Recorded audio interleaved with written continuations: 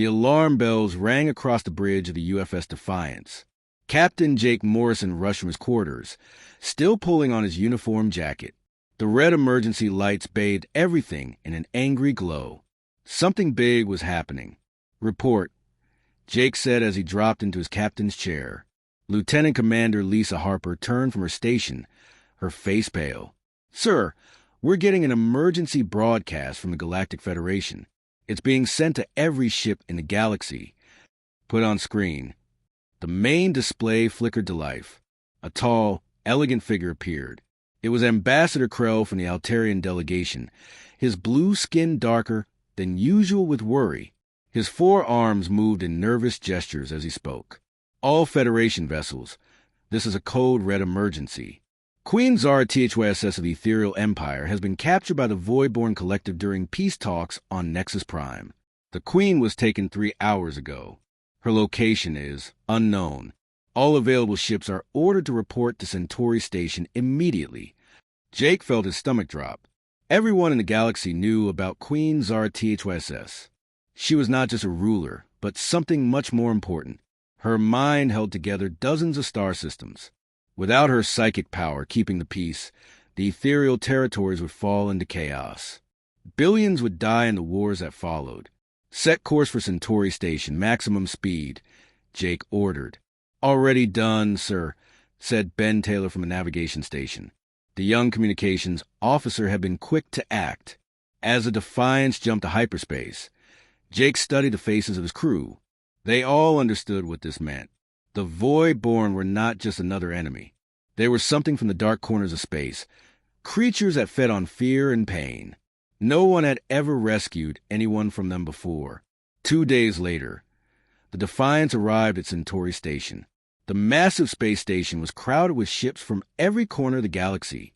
Jake had never seen so many different species in one place. The docking bays were full of vessels he barely recognized. The emergency council meeting was held in the Great Assembly Hall. Jake sat with the other human representatives in a small section near the back. Humans were still new to galactic politics. They had only joined the Federation 200 years ago, which was nothing compared to species that had been traveling space for thousands of years. The hall buzzed with hundreds of different languages and sounds. The crystal beings from Zelith made musical chimes when they spoke. The gas-based creatures from the nebula worlds communicated with colored lights. In the center of it all sat the most powerful species in the galaxy. Ambassador Krell stood up to address the crowd. "We face the greatest crisis in Federation history. Without Queen Zara THYSS, the Ethereal Empire will collapse. Already, we are getting reports of fighting in 12 star systems. The situation grows worse by the hour." A massive figure rose from the Drakmarian section. General Thok was over 8 feet tall, covered in natural armor that looked like black metal. His species were known as the greatest warriors in the galaxy. "The Drakmarian Empire offers its sympathy," Thok said in his deep voice. "But our ancient treaties forbid us from entering void-born space. To do so would bring dishonor to our ancestors and break sacred oaths." Jake frowned. The Drakmarians were supposed to be fearless.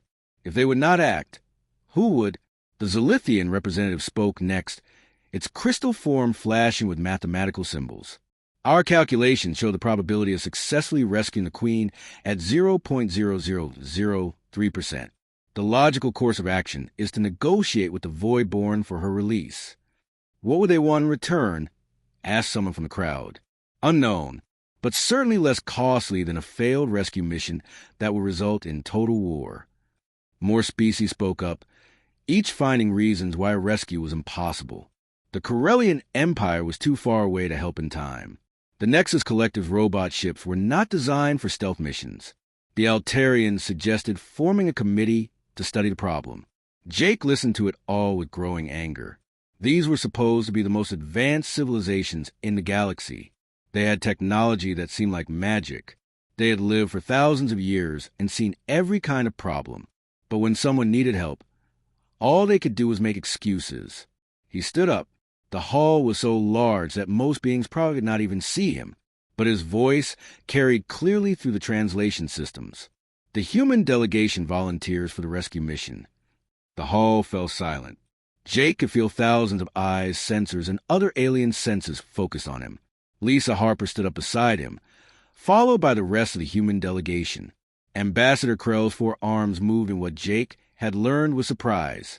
Captain Morrison, do you understand what you're saying? This would be a mission into the heart of void-born space. No ship has ever returned from there.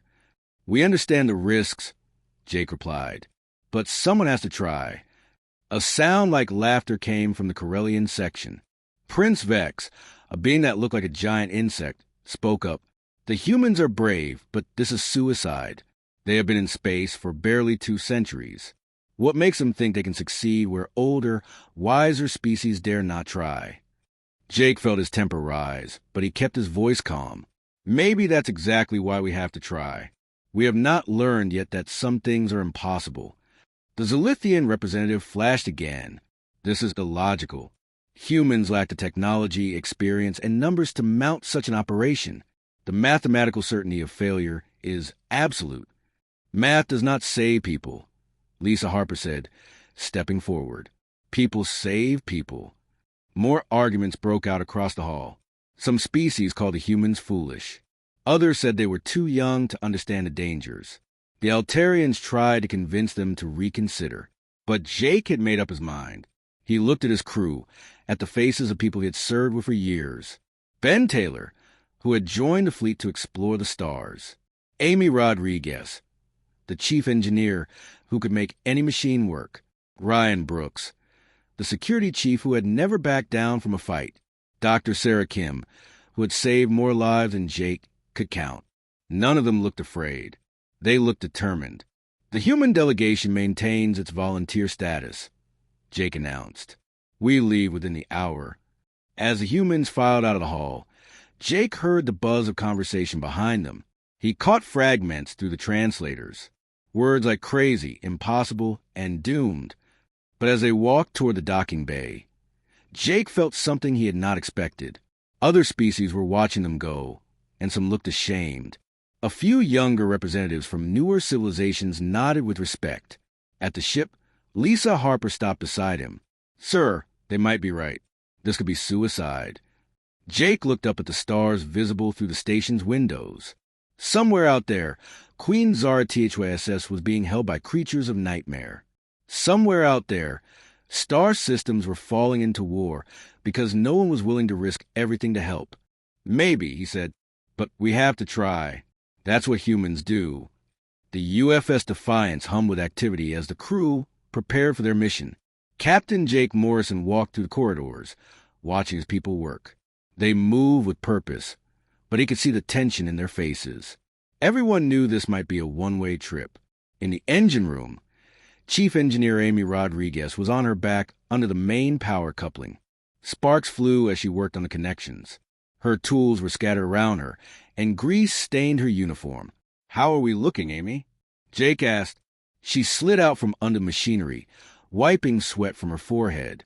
I've got the engines running at 110% capacity. It's not safe, but it will give us the speed we need. What made you volunteer for this mission? Jake asked quietly. Amy was silent for a moment. She picked up a wrench and turned it over in her hands. My grandmother used to tell me stories about the old days on Earth, about the wars and the suffering. She said the worst part was not the fighting, but the waiting for someone to help who never came. She looked up at Jake, her dark eyes serious. She always said that if you have the power to help someone and you do nothing, you become part of the problem. The Queen needs help. We have a ship and the will to try. That makes it our responsibility. Jake nodded and continued his rounds. In the communication center, Ben Taylor was hunched over his console. Multiple screens showed star charts, enemy positions, and intercepted void-borne transmissions. The young officer had not slept in 2 days. Any luck breaking their codes? Jake asked. Ben shook his head. Their language is unlike anything we have seen. But I did find something interesting. He pulled up a new screen. I have been monitoring alien news networks. Everyone is talking about us. The screen showed a Corellian news program. The insect-like reporter was speaking rapidly, and the translation appeared in text below. The human vessel continues towards certain death.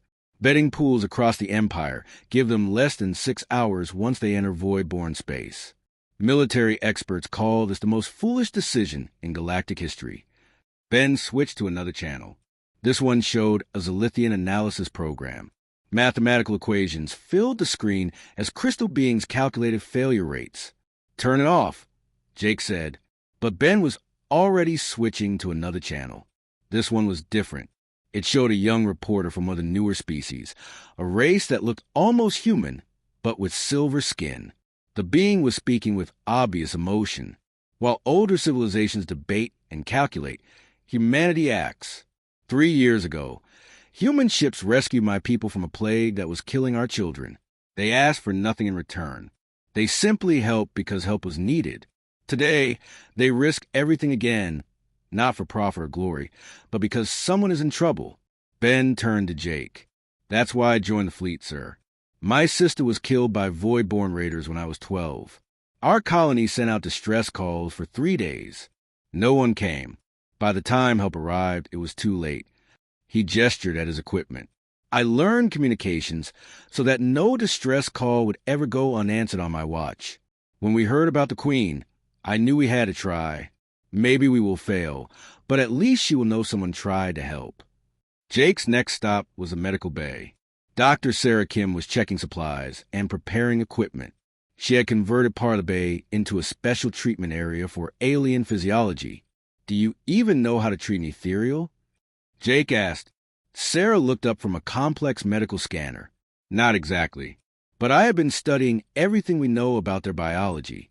Their bodies are partially made of energy, not just matter. Standard human medicine will not work." She showed him a device that looked like a combination of a medical scanner and a light projector.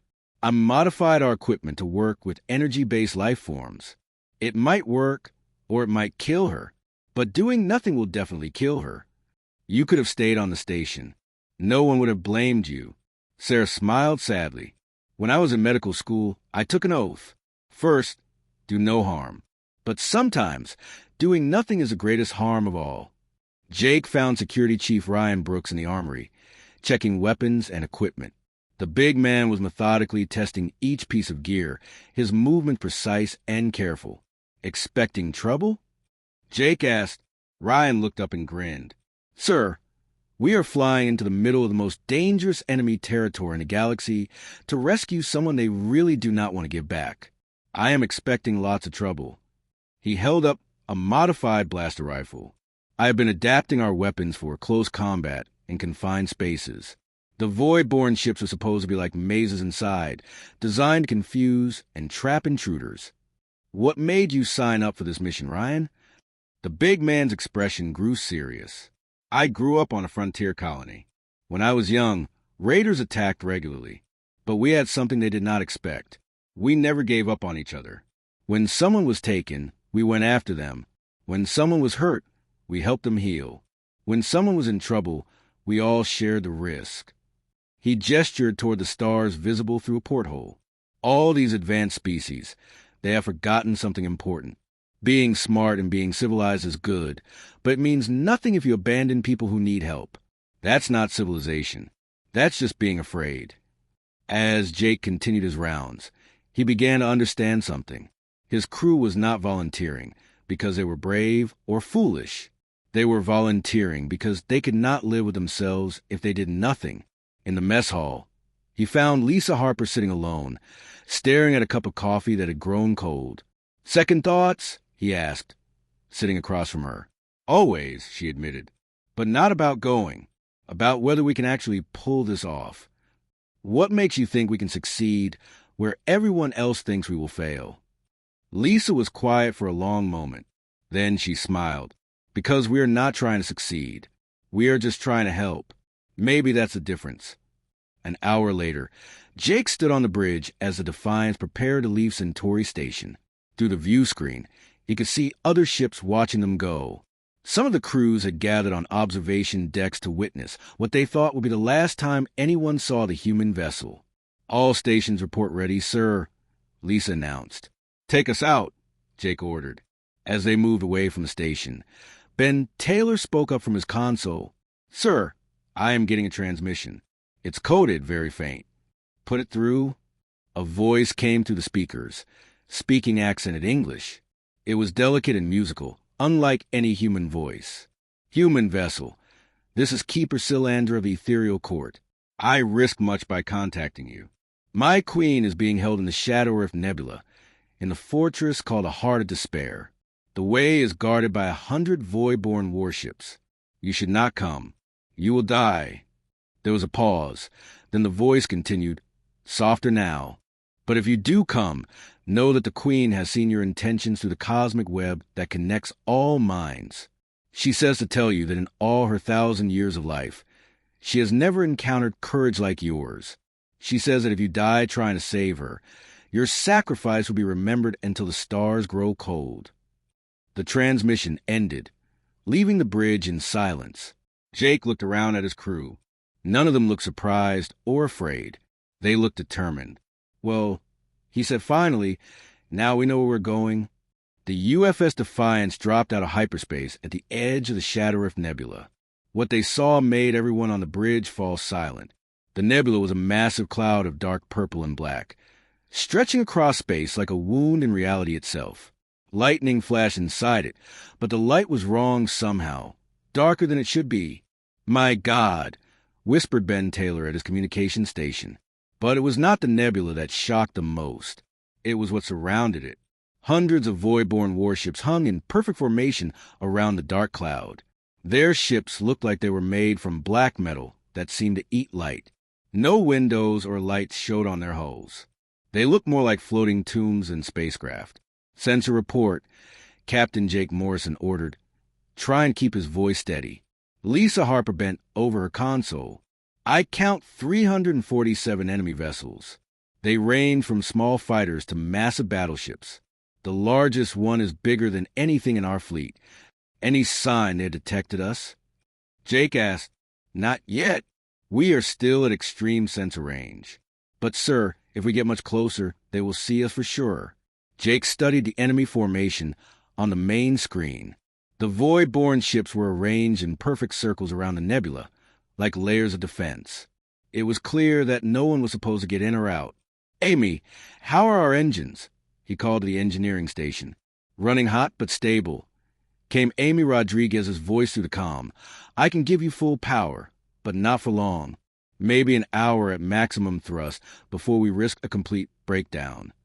Jake nodded. They would have to make their attack count. But how do you fight an enemy that had never been defeated? How do you sneak past 300 ships with just one? Sir, Ben said suddenly, I am picking up transmissions from the void-born fleet. The translation computer is having trouble, but I think they are talking about us. What are they saying? Something about the small meat ship comes to feed us. They sound happy about it. Jake felt a chill run down his spine. The void-born fed on fear and pain. They were probably looking forward to capturing another ship full of victims. Ryan, get to the fighter bay, Jake ordered. Prep all our small craft for launch. We're going to give them something to think about. Security Chief Ryan Brooks grinned. What did you have in mind, sir? Jake was quiet for a moment, thinking. Then he smiled. Something they will not expect. Something completely crazy. An hour later, the plan was ready. It was not like anything taught in military academies. It was not logical or safe, but it was perfectly human. All fighters launch, Jake ordered. 6 small fighter craft shot out of the Defiance's bay. They were piloted by volunteers from the crew, led by Dan Carter, the ship's best pilot. The fighters spread out and began what looked like random attacks on the outer edge of the void-born formation. The enemy response was immediate. Void-born fighters swarmed out of the larger ships like angry insects. But instead of fighting back properly, the human fighters ran away. They led the enemy ships on wild chases through space, never staying to fight for long. What are they doing? Lisa asked, watching the tactical display. Mapping, Jake replied. Every time our fighters run from an enemy group, they scan the ships chasing them. We are learning their formations, their response times, their weak points. The Void-born seemed confused by this tactic. They were used to enemies that either fought hard or surrendered quickly. They did not understand an enemy that poked at them and ran away. "Sir, I am getting strange readings from the nebula itself," Ben reported. "There are massive energy discharges inside it, and something else. I think there are ships moving in there, but they are too deep to see clearly." Jake nodded. "That's where they are keeping the Queen, in the heart of that storm." For 2 hours, the human fighters played cat and mouse with the void-born fleet. Slowly, a picture emerged on the Defiance's screens. The enemy formation had weak points, places where the ships were spread too thin. There were gaps in their sensor coverage. Most importantly, there were patterns to how they responded to threats. "They fight like a machine," Ryan observed, back from launching the fighters. "Very precise, very organized. But machines can be predicted. And if you can predict them, you can beat them," Jake agreed. The breakthrough came when Dan Carter's fighter got too close to a void-born cruiser. The enemy ship fired a weapon that looked like a beam of pure darkness. It missed the fighter, but hit a piece of space debris nearby. The debris simply vanished, as if it had never existed. "Did you see that?" Amy called from engineering. "That weapon does not just destroy matter. It erases it completely. But look at the power readings. Each shot drains their main batteries by 12%. Jake's eyes lit up. They have powerful weapons, but they cannot fire them often without weakening their shields. If we could get them to waste their shots." Lisa began. "Exactly. Ben, recall all fighters. It's time for Phase 2. The fighters raced back to Defiance while void-born ships chased them. As they landed in the fighter bay, Jake gave new orders. "Amy, I need everything you can give me from the engines." Ben, jam their communications. "Lisa, plot a course right through the middle of their formation." "Sir, that's suicide," Lisa protested. "No, that's human," Jake replied. "They expect us to be smart and careful. They expect us to find a clever way around their defenses. They do not expect us to charge straight at them like mad creatures." The Defiance began to move, accelerating toward the void-born fleet. As they got closer, enemy ships turned to face them. Warning shots flashed past their hull. "Sir, they are demanding our surrender," Ben reported. "Tell them we decline," Jake said calmly. The first real shots came when they were still far from the nebula. Dark energy beams lashed out at the human ship. But Jake had learned from watching the earlier fight.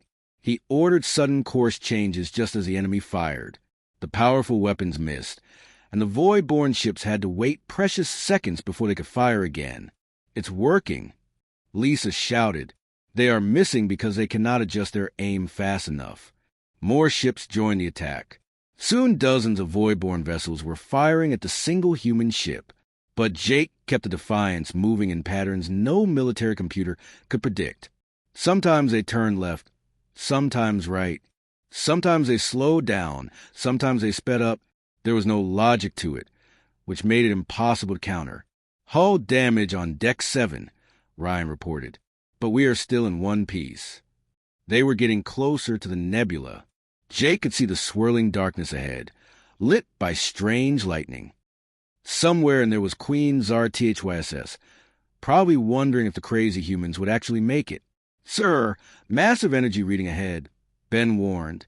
"Something big is coming out of the nebula." Through the dark clouds came a ship larger than anything they had seen. It was the size of a small moon, covered in spikes and twisted metal. Dark energy crackled around it like a living thing. "That must be their flagship," Lisa said quietly. The massive ship fired a weapon that made space itself seem to bend. The beam missed the Defiance by barely 100 meters. Where it passed, stars seemed to go out. "Amy, I need more speed," Jay called. "Sir, the engines are already past the red line.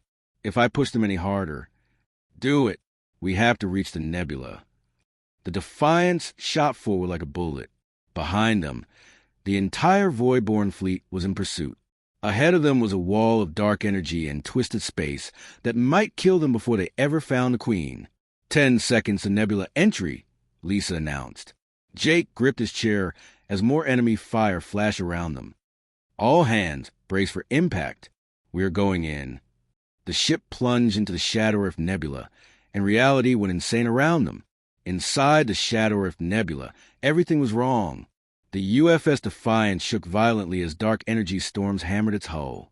Through the view screen, Captain Jake Morrison could see twisted shapes moving in the purple-black clouds. Sometimes they looked like ships. Sometimes they looked like monsters. Sometimes they looked like both. Hull integrity down to 60%, Lisa Harper reported, her voice tight with strain. These energy storms are tearing us apart. Stay on course, Jake ordered. Ben, any sign of the fortress?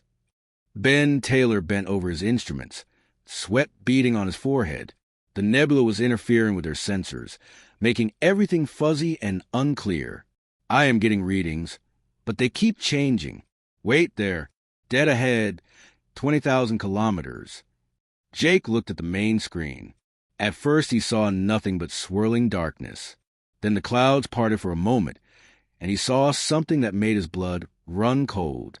The Heart of Despair was not built like any normal space station. It looked like it had been grown rather than constructed. Massive spikes jutted out from a central core that pulsed with sickly light. The whole structure was the size of a small city, but it felt alive somehow. Worse, it felt hungry. "My God," whispered Dr. Sarah Kim from her station. "What kind of beings build something like that?" "The kind that enjoy making others suffer," Ryan Brooks replied grimly. As they got closer, more details became visible. The fortress was covered in what looked like windows, but they glowed with the same dark energy as void-born weapons. Smaller ships moved around it like parasites around a host. "I am detecting massive energy readings from the center of the structure," Ben reported. "And something else. Life signs. Lots of them." Jake's jaw tightened. The Void-born were not just holding Queen Zar THYSS prisoner. They had many captives in there, probably from dozens of different species. "Amy, how much power do we have left?" Jake asked over the comm. "Main engines are at 40% and dropping," came the engineer's strained voice. "Life support is stable, but weapons are down to minimal power. Sir, we cannot fight our way in there." Jake studied the fortress on the screen. It was too well defended for a normal attack. Dozens of weapon platforms surrounded it, and energy shields flickered around the main structure. Even if they had a full fleet, breaking through those defenses would be nearly impossible. "Then we do not fight our way in," Jake said quietly. "We go in the way they least expect." He turned to his crew. "Lisa, I need you to put us on a collision course with the fortress. Ryan, get a boarding team ready. Sarah, pack everything you need to treat an ethereal. We're going to ram that thing and board it while they are still confused." "Sir, that will destroy the ship," Lisa protested. "Maybe, but it will also put us inside the defenses. Sometimes the best way through a locked door is to knock it down." 20 minutes later, the plan was ready. It was insane, dangerous, and had almost no chance of working. In other words, it was perfectly human. Amy had rigged the engines to overload in a controlled explosion.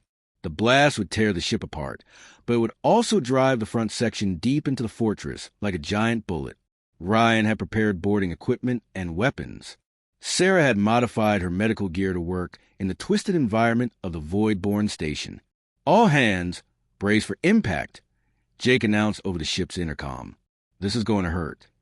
The Defiance accelerated toward the Heart of Despair. The fortress's weapons began firing, but they were designed to hit ships trying to stay away, not ones trying to ram them. Dark energy beams flashed around the human vessel, but most missed. 10 seconds to impact," Lisa called out. Jake gripped his chair as the fortress rushed toward them. He could see individual details now. Twisted metal corridors, chambers that pulsed with organic light, and things moving inside that he did not want to think about. 5 seconds, 3, 2, 1. The UFS Defiance hit the Heart of Despair like a meteor. The impact was tremendous. Metal screamed as the ship's reinforced nose section punched through the fortress's outer hull. The rear section of the ship exploded as Amy's overload kicked in, but the front kept going, driven by momentum and explosions. When the noise stopped, Jake found himself hanging in his harness, blood running from a cut on his forehead. Emergency lights flickered in the smoke-filled bridge. Around him, his crew was picking themselves up and checking for injuries. "Sound off," Jake ordered. "Lisa here. Broken arm, but I can still work." Ben reporting. "Sensors are down, but communications are working." Ryan here. "The boarding team is ready to go." Sarah checking in. "Medical supplies are secure." Amy here. "Well, the good news is we are definitely inside the fortress. The bad news is we are never leaving in this ship." Jake unbuckled himself and stood up carefully. Through the cracked view screen, he could see they were in some kind of corridor inside the fortress. The walls were not metal, but something that looked almost alive. They pulsed with veins of dark energy, and the air beyond the broken hull shimmered with strange colors. "Atmospheric readings?" Jake asked. "Breathable, but just barely," Ben reported. "High levels of exotic radiation. We should not stay here long." Ryan appeared at Jake's shoulder, carrying a bag of weapons and equipment. "Sir, we have maybe 2 hours before the radiation exposure becomes lethal. We need to find a queen and get out fast. Any idea which way to go?" Before anyone could answer, a sound echoed through the corridors of the fortress. It was not quite a scream and not quite a song, but it made everyone's skin crawl. The sound seemed to come from everywhere at once. "That's coming from the center of the structure," Ben said, checking his instruments. "About 2 kilometers deeper in." "Then that's where we go," Jake decided. "Ryan, take point. Sarah, stay close to me. Ben, monitor our communications. Lisa, you are with us despite that arm." "Sir, I can still fight," Lisa insisted. They moved through the broken hull of their ship and into the fortress proper. The corridors were like nothing any human had ever seen. The walls curved in impossible directions, and the floor felt soft under their feet, like walking on skin. Veins of dark energy pulsed through everything, providing the only light. "This place is alive," Sarah whispered. "The whole fortress is some kind of living organism." As they moved deeper into the structure, they began to see signs of the fortress's other prisoners. Empty cells lined the corridors, their doors twisted open like screaming mouths. Inside some of them, they found the remains of beings from dozens of different species. "The Voidborn do not just capture people," Ryan said quietly. "They feed on them, slowly." The sound they had heard earlier came again, louder this time. But now Jake could hear something else in it. Not just pain, but defiance. Someone was fighting back. "That's her," Sarah said with certainty. "Queen Zara THYSS. She's still alive, and she's still fighting." They moved faster now, following the sound through the twisted corridors. The fortress seemed to be trying to confuse them, making hallways that led in circles and doorways that opened onto empty space. But humans had one advantage the Voidborn had not counted on. They were good at finding their way through mazes when someone they cared about was lost. "Left here," Jake said at an intersection, following his instincts rather than logic. "How do you know?" Lisa asked. "Because that's where I would put someone I want to keep safe," Jake replied, away from the main corridors, but close enough to the center to tap into the fortress's power systems. 2 hours after crash, they found her. The chamber was larger than the others, and it pulsed with golden light, instead of the sickly dark energy that filled the rest of the fortress. In the center, suspended in a web of energy, was Queen Zara THYSS. She was beautiful in a way that hurt to look at directly. Her body seemed to be made of light and air, constantly shifting between solid and energy, but Jake could see she was fading. The Voidborn machines around her were draining her life force, feeding it into the fortress's power systems. "Sarah, can you help her?" Jake asked. Dr. Kim was already moving toward the Queen, her modified medical equipment in hand. "I can try, but we need to disconnect these machines first, and I do not know what that will do to the fortress." "Do it," Jake ordered. "Ryan, guard the door. Ben, try to contact the ship and see if any of our systems are still working." As Sarah began working on the alien machines, Queen Zara THYSS opened her eyes. They were like looking into deep space, full of stars and infinite darkness. When she spoke, her voice was like music made of starlight. "You came," she whispered. "I felt your approach through the cosmic web, but I did not believe you would make it this far." "We keep our promises," Jake said simply. The Queen smiled, and for a moment the golden light in the chamber grew brighter. Yes, I see that now.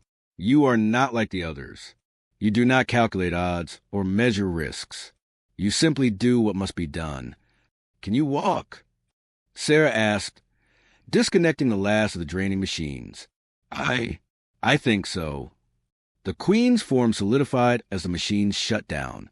She looked more human now, though she still glowed with inner light. Good, Jake said, because we need to get out of here before the whole fortress realizes what we have done. As if summoned by his words, alarms began blaring throughout the heart of despair.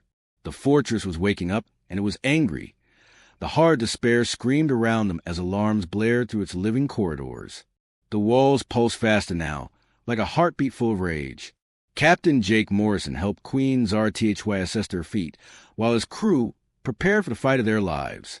The fortress knows we have freed her, Dr. Sarah Kim said, checking her readings. The whole structure is changing, sealing off escape routes. Then we make our own, Security Chief Ryan Brooks replied, hefting his weapon. Which way out, sir? Jake looked around the chamber. The corridors they had used to get here were already closing, the living walls growing together like healing wounds. But something caught his eye, a shaft leading upward, filled with the same golden energy that had surrounded the Queen. There, he pointed, that has to lead to the surface. That is the fortress's main power conduit, Queen Zar THYSS said weakly. It carries energy from all the prisoners to the void-born fleet outside. If we can reach it, we can get out and cripple their power supply at the same time. Jake finished. Perfect. They moved toward the shaft as the fortress continued to change around them. Doorways snapped shut like hungry mouths. Corridors twisted into dead ends. The living walls reached out with tendrils of dark energy, trying to drag them back. It's trying to keep us here, Communications Officer Ben Taylor observed, dodging a grasping tendril. Of course it is, Ryan said, cutting through another tendril with his weapon. We just stole its most important prisoner. As they climbed into the power shaft, Jake felt a strange sensation. The golden energy around them was warm and welcoming, completely different from the cold darkness of the rest of the fortress. He realized this was the Queen's own power, being used against it to feed the void-born war machine. Your energy, he said to Queen Zar THYSS. It's what powers this whole place. She nodded sadly. For months, they have been draining my life force to strengthen their fleet. Every ship, every weapon, every shield, all powered by what they stole from me and the other prisoners. Not anymore, Jake said firmly. They climbed for what felt like hours through the twisting shaft. Behind them, they could hear the fortress changing, trying to collapse the conduit before they could escape. But the Queen's energy protected them, creating a bubble of safety in the deadly environment. Finally, they reached the surface.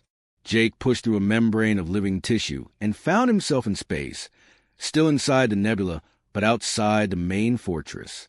The sight that greeted him made him stop and stare. The void-born fleet was in chaos. Without the steady flow of stolen energy from the fortress, their ships were losing power. Dark hulls that had seemed invincible now flickered with failing systems. Some of the smaller vessels were already drifting helplessly. Ben, can you get a signal out of this nebula? Jake asked. I can try, sir, but the interference is still pretty bad. Do it. Send a message on all frequencies. Tell everyone what we found here. As Ben worked on his equipment, Jake helped the Queen stand at the edge of the fortress's hull. She was getting stronger now that she was free from the draining machines, her form becoming more solid and bright. I need to do something, she said quietly. All the energy they stole from me, it is still here, trapped in their systems. I can call it back. Is that safe? Sarah asked with concern. Probably not, the Queen admitted, but necessary. She closed her eyes and raised her hands. Golden light began flowing from the void-born ships back toward her. As the stolen energy returned, the enemy fleet grew weaker and weaker. Ships that had terrorized the galaxy for centuries suddenly found themselves helpless. Sir, I am getting responses to our signal, Ben announced excitedly. Ships are coming. Lots of them. Through the nebula of swirling clouds, new shapes appeared. At first, Jake thought it might be more void-borne vessels. But as they got closer, he recognized the designs. Human ships, yes, but also others. The silver vessels of the species that had defended humanity on the news. Some of the younger races at Earth had helped over the years. They came, Lisa Harper said in amazement, they actually came to help us. More ships kept arriving. Even some of the older, more cautious species had sent vessels. The Corellian Empire's distinctive insect-shaped cruisers emerged from hyperspace. The crystal ships of the Zilithians appeared, their hulls flashing with new calculations that apparently showed better odds for rescue. I cannot believe it, Ben said, monitoring the communications. Half the galaxy is here. The battle that followed was unlike anything in galactic history. The Voidborn, weakened by the loss of their stolen power, found themselves facing an enemy they had never encountered before. Species working together, inspired by human determination and courage. The young races fought with desperate bravery, remembering how humanity had helped them in their darkest hours. The older species, shamed by their earlier inaction, threw themselves into battle with renewed purpose. Even the logical Zilithians seemed to fight with something beyond mere calculation. Sir, we are getting a transmission from the Drigmarian flagship, Ben reported. General Thok's deep voice filled their comm system. Human vessel, the Drigmarian Empire formally apologizes for our earlier cowardice. Your courage has reminded us of what true honor means. We stand with you. Similar messages came from dozens of other ships. Species that had called the mission impossible were now risking everything to help complete it. Queen Zara THYSS watched the battle with wonder in her ancient eyes. In all my 1,000 years, I have never seen anything like this. You have done more than rescue me. You have awakened something the galaxy had forgotten. The final blow came when the Queen, now at full power, sent a pulse of pure energy through the nebula. The heart of despair, already weakened by the loss of its power source, simply came apart. The living fortress dissolved like a nightmare fading at dawn. The surviving Voidborn ships fled deeper into the galaxy's dark corners, their power broken along with their primary weapon. 3 days later, Jake stood before the Galactic Federation Council once again. But this time was different. The hall was packed with representatives who looked at humanity with new respect. Queen Zara THYSS sat in the place of honor, her golden light filling the chamber with warmth. The question, she said, addressing the assembled delegates, was why only humans dare to rescue me. The answer is simple. They had not forgotten what it means to be truly alive. She gestured toward Jake and his crew. These beings showed us that advancement and wisdom mean nothing without compassion, that technology and power are worthless without the courage to help others, that being civilized does not mean being safe. It means being willing to risk everything for those who need help. The Corellian prince, who had mocked humanity's chances, stood up slowly. The Corellian Empire formally requests that humanity teach our young ones about courage. We have been strong for so long that we forgot what strength is really for. Similar requests came from dozens of other species. They wanted to learn not just human technology or tactics, but human values, the willingness to act when action was needed, the refusal to abandon those in trouble, the simple understanding that some things mattered more than personal safety. Ambassador Krell approached Jake after the ceremony. Captain Morrison, the Federation Council has decided to offer humanity a new role. We want you to be our conscience, to remind us when we're thinking too much and feeling too little. Jake looked at his crew, at the friends who had followed him into impossible danger, simply because it was the right thing to do. We accept, he said, but on one condition. What is that? Next time someone needs help, you do not ask for volunteers. You just help. That is what people do. The Altarian ambassadors' 4 arms moved in what Jake had learned was their gesture of deep respect. Agreed, though I suspect that with humans as our example, volunteering will no longer be a problem. As the ceremony ended and species began planning new alliances based on cooperation rather than calculation, Jake found himself alone with Queen Zara THYSS for a moment. Why did you really come for me? She asked quietly. Truth now, not the speech for the politicians. Jake thought for a moment, then smiled. because you needed help, and we were able to give it. That's what people do."